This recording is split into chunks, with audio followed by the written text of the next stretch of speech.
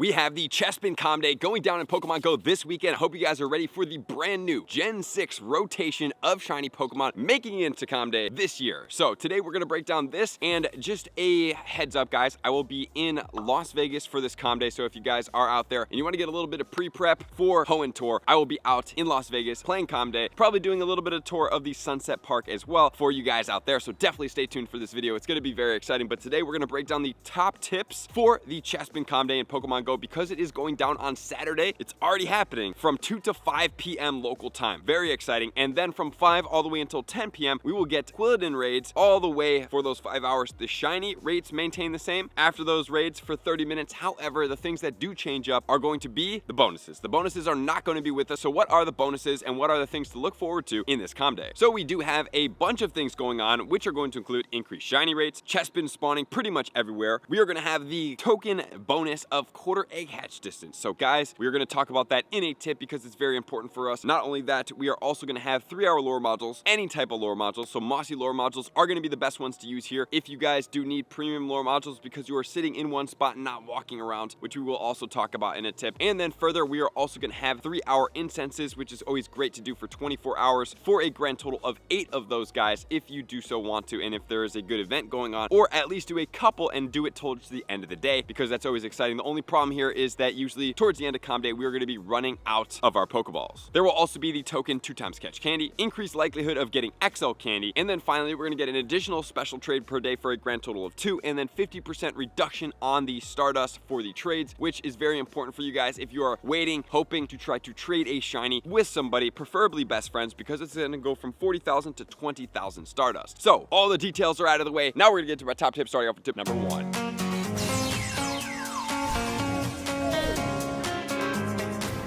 Tip number 1 is going to be all about your bag, maxing out on everything you possibly can, because we have approximately 4 days to be able to maximize out here. So for Ultra Balls and Great Balls, I really like this Pokemon. I think it's great. However, I feel like I don't need to get thousands of this Pokemon. However, I'm still going to go in there prepped because I just love to play Pokemon Go. I love to get the XP, the shinies, and also, most importantly, the Stardust. So for the Ultra Balls, I am going in preferably with about 500. Great Balls, about 250 if I can help it. However, if I can't help that ratio, one way to increase that ratio, obviously, is to spin stops. But opening gifts every day and maxing out on your gift openings does increase your Great Balls and Ultra Balls quite significantly, as well as your Pineapple Berries. So for the Pineapple Berries, what I'm going in for is going to be approximately about 500. I have way too many Pineapple Berries, and I'm trying to dump them into gyms as much as possible, and it's still very hard for me to get below 1,000, which is definitely something that needs to happen. But at the same time, guys, if you want to maximize out on shinies, I would suggest not using Pineapple Berries, because you're already getting 2x catch candy, so it's already like you have a built-in Pineapple, and that allows you to catch more Pokemon without that. Also, excellent throws are very important. If you guys do want to see how to throw a curveball, excellent throw, please check that out up here. Very important. And the starters are a little bit challenging slightly, but once you get into rhythm, I find that I do find myself catching these Pokemon very easily. So then we also need the incubators. Super incubators are going to be our best bet here, because you're going to be able to hatch the easiest, and I would say going in with 12 kilometer rays is going to be your best bet, and using at least 1 star piece once you're ready to hatch those, because that will give you approximately a bump start of 100,000 Stardust in Pokemon Go. Do not, I repeat, do not catch your field research tasks that you have stacked up, because we need those for the 3x catch Stardust next. And then finally, if you guys have not cleared out your bag, please clear out at least 500 to 1,000 spots. I prefer to have 1,000, but at the same time, if you guys are saving up Pokemon to trade, you have some rares in there, you have some things that you're looking to trade towards people in the Hoenn Tour, because that's going to be very important, trying to start foreshadowing that. It's very important to be able to have those rare Pokemon, so when you are at the Hoenn Tour, you're able to maximize out. But also, having an easy way to be able to go through these Pokemon, catch as many as possible, and maximize out is even more important in the current moment in Pokemon Go. So that's going to be tip number 1, getting your bag, everything ready to be able to play, which is then going to lead us to tip number 2.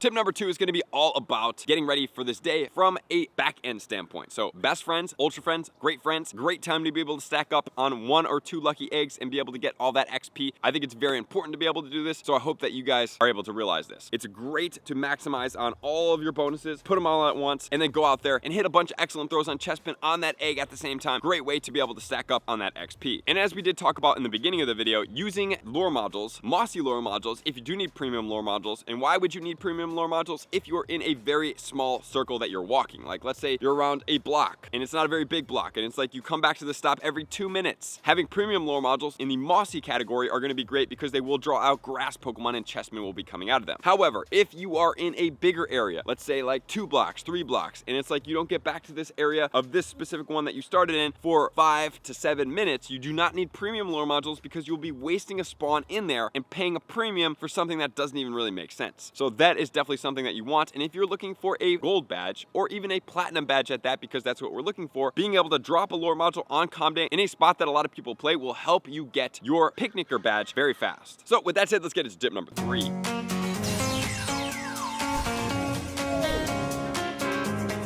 Tip number 3 is all about the start of the event. What are you going to do? As soon as the event starts, put on your 12-kilometer eggs, super incubators. I don't even use a regular incubator because I want to get all those eggs together on that start piece. Number 1. Number 2, what else are we looking for? We really need to maximize out on the IVs of these Pokemon. So for Chespin in the wild, 939 is going to be the level 30 100% IV, and that's going to be if it is not sunny weather. So that will be the 100% IV for the max level 30 at 100% IV. So if you do see that CP and it's not sunny, that will be a guaranteed 100% IV. However, if it does go into sunny weather, the max level 35 100% IV is going to be 1018. So the 939 could still be a hundo, but it is not guaranteed. The only guaranteed hundo is the max level. Every other one that you do see, if everybody's like, oh, well, what's 100% IV from a wild Pokemon? Well, actually, there's 30 combinations if it's not weather boosted, but if it is weather boosted, there's actually 35 different 100% IV CPs. So it's not really that feasible to be able to be like, maybe. What's the best way to do is if you catch all the Pokemon and every, minute or 2 minutes, you just go into your bag after you catch something and search for 4 asterisk, which will tell you if you caught any 100% IVs. And then if you do so, please call out, post in Campfire, and so forth. And then also I'm going to give you the PvP IVs, even though I'm not guaranteeing that this Pokemon is going to be good. We will check it out on Friday to see how the update is going for this Pokemon. But at the same time, for the Great League, 115-15 is going to be the 100% IV for that one. And then for the Ultra League, 115-14 is going to be the 100% IV there. And obviously, as always, 30 minutes beforehand, do not catch any Pokemon. Well, maybe you could get to 20 minutes, but still at the same time, any of those Pokemon, even if they are on longer than 30-minute timers before they despawn, can change into Chespin, and then they can have the shiny rates as well as the Comm Day. So that's why I always suggest, even if that Pokemon that you did check is not a shiny, once it goes into Comm Day, the shiny odds re-roll back to what they're going to be for the Comm Day, and then they could be shinies, which is very important. So I would definitely stay away from catching those Pokemon. And for the field research tasks, because just remember, we are able to get these field research tasks, I would not complete any field research from midnight all the way until 2 p.m. in the area that you do plan to play, or in the area that you could walk to play as well. And then also, what's the mega Pokemon that we're going to be able to use? Well, you have a couple options here. You have Mega Venusaur. That's obviously going to be a grass type. However, the most important thing here is that you do use a Mega level 3 grass type Pokemon. You have the Abomasnow in there as well. So 2 Mega Pokemon that you are going to be able to use, and 2 Mega Pokemon that have been out for quite a while, so you should have them at Mega level 3 by now, which is then going to lead us to tip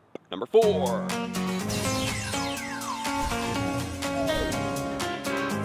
Tip number 4 is going to be, as soon as the event ends, what are we going to do about these raid battles? If you guys do need more shinies, or you want to keep going, you love Chespin and so forth, you want to get good IV shinies, whatever that is, you guys can keep raiding for the Quilladin. It's going to go from 5 until 10 p.m. and then in a 300-meter radius around that raid, you're going to be able to get the Chespin spawns with the exact same Comm Day shiny rates. So for Quilladin, it is going to be an all grass type Pokemon. It doesn't change into fighting until it goes all the way into Chesnaught, so grass typing is going to be weak to poison, flying, ice, as well as bug. And under normal conditions, every condition but sunny weather, it is going to be 982 for the 100% IV, and then as we go into level 25 in the sunny weather, 1228 for this Pokemon. So guys, do take this Pokemon down. It's also great because I don't think I've seen a Quilladin in a raid, and it's going to contribute towards your platinum medal in unique raids. And then also during the event, guys, don't forget to do your 2 special trades. That is going to be available all the way until 10 p.m. and your evolutions to be able to get the Frenzy Plant as well. So after the Comm Day, I would suggest doing these special trades because of the 50% Stardust reduction, and it's going to help you capitalize out. So even if you are not doing a unique shiny or unique legendary that is going to cost you 40,000 Stardust, still capitalize it, do the 2 special trades. Even if you have no people lined up, why not just trade 2 shiny Chespin and try to get a lucky there? So with that said, now let's get into tip number 5.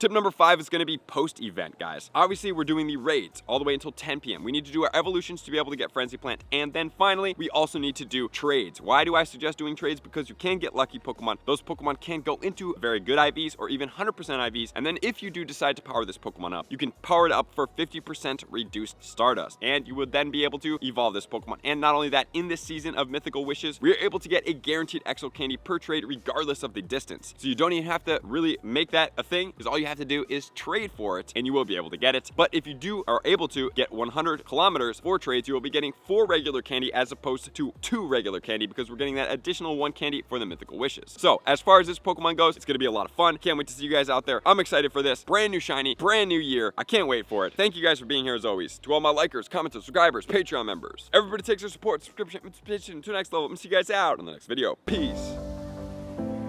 I want to take this time to thank everybody who supports me in every facet. It means the world to me, and an extra special thank you to all my Patreons. I greatly appreciate the extra support to continue to allow me to pursue Pokemon Go full time, allowing me to create my daily video uploads in the most timely fashion for everyone's benefit. Plus, I get the amazing experience of sharing my creative processes behind the scenes and raiding all around the globe with select upper tiers. Thank you everybody for being a part of the Trainer Club. You all mean the absolute world to me, and I will see you guys out on the next video.